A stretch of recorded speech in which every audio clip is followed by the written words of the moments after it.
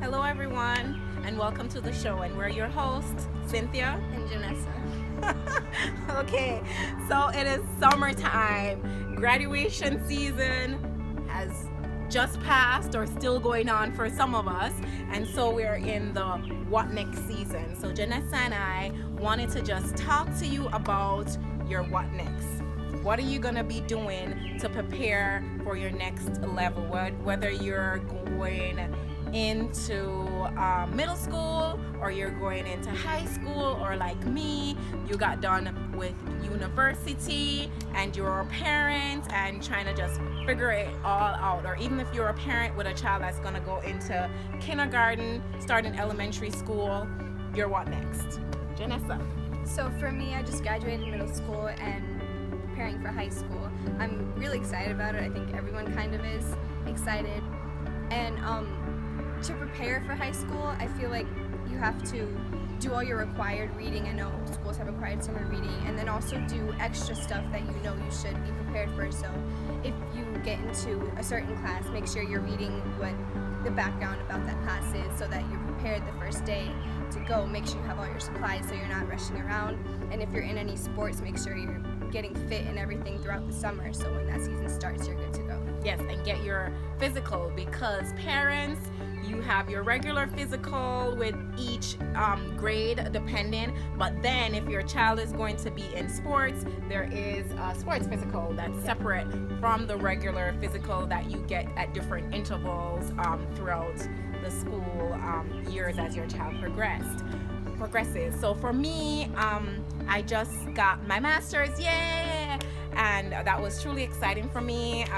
Totally challenging time, but an awesome time. At the same time, I got done in December 2016, but I walked the stage this past May, just a couple weeks before Janessa. So we both got to be in gowns just around the same time. So it was truly a busy month for us.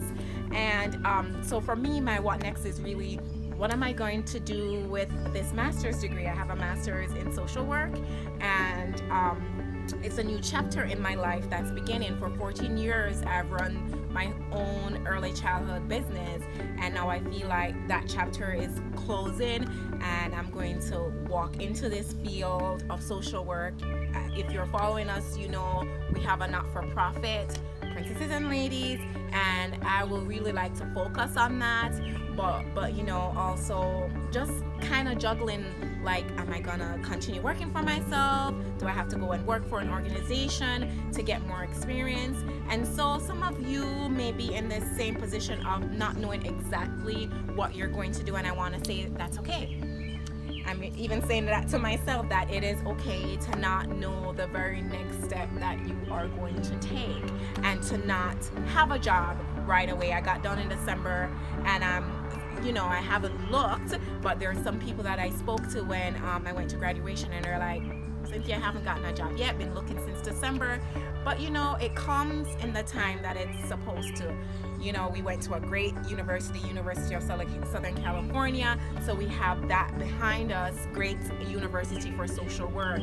But just to say, take your time. Our speaker at graduation was Will Farrell, and he told this phenomenal story how when he got done with school, he went straight back home. I think that was just for undergrad, but just the process of saying to take your time and let things unfold as it does. We don't have to have our next step totally planned out, and that's very hard for me because I plan A, B, C, D, E, F, G. I have my life all scripted, and it's very difficult for someone like me who lives this very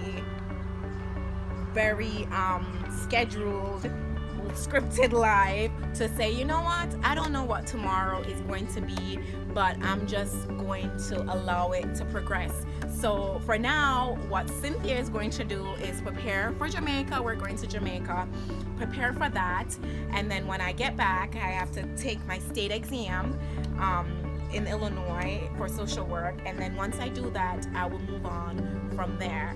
And basically what I'm trying to say is take it one step at a time, one day at a time, make a plan and work with that plan. And if you don't succeed in that plan today, start again fresh tomorrow. for those of you who are parents like myself, it's every year, every summer, it's a preparation. Get those school supplies in early so you can get the best of the best and you don't get them picked over in August, depending on what state you are in, and when school ends and begins for you. So that's what I would say to parents: get those school supplies in.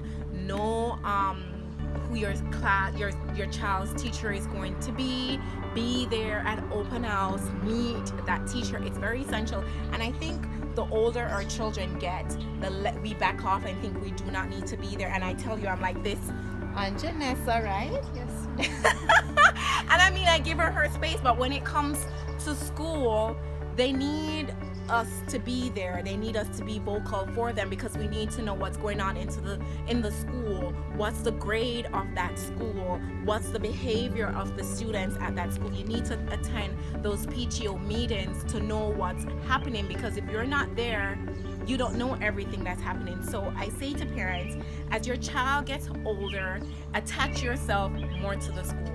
Join that PTO board for those 3-4 years, or however long they are within that school, and be a part of the process. I know some of us are single parents, and even if we are married, we all have jobs, but make the time to be there, because these years go by fast, very quickly. It was a pleasure for me to be on the 8th grade committee and to be a part of planning that dance and being there. And Janessa, were you uncomfortable with me being there? No, I didn't go in and watch her. I was working with the food. So, to say to parents, be there, plan with your children, plan out their summer, be a part of that. Make sure they read. As young as your child is, if they're going to preschool or kindergarten, make sure reading. They lose a majority of that throughout the summer because they're not reading. Make sure they read and practice some math, and they will be good to go. What else, Janessa? Just want to say, if you're going into middle school or high school, my teachers told me it's the last time to try new things. So just be a part of your school, be active, and get social, so that you have a lot to put on your resume for college, and you'll get accepted into the better ones. Yes, and to say that Janessa is a ballet dancer. She's been doing ballet since she was 18 months old, and she wanted to do track forever, right? Yeah. And I was just like, no, you're going to Juilliard, you can't mess up those 2 feet of yours. But in our 8th grade year, we just said, okay, you want to do track, and that's something new that she tried, and she really liked it. So let your children explore, because this is the time for them to figure out what is it they really want to do. She still loves dancing. She's going to dance forever. But that I had to decide not to limit my child in just doing that one thing, is to allow her to say, Mom, I want to spread my wings, I want to try this, and I want to try that. And as your child enters high school, it's a big transition for them. So make sure the load is not too heavy for them. Janessa has all honors classes, and she also, got an invitation for an AP class. What is that, Janessa? Explain what AP is. AP is advanced placement. It's based on your test scores in 8th grade or whatever grade you're in.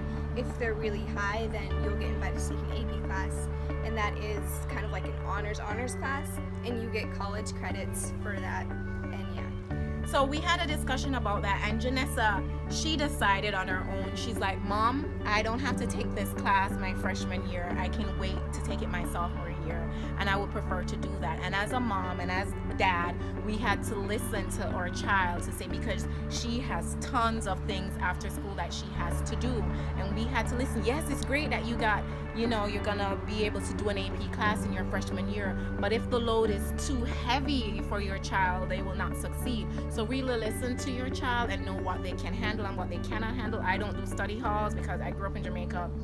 Study hall was just not there, and I just think it's a waste of time. But maybe that will work for your child.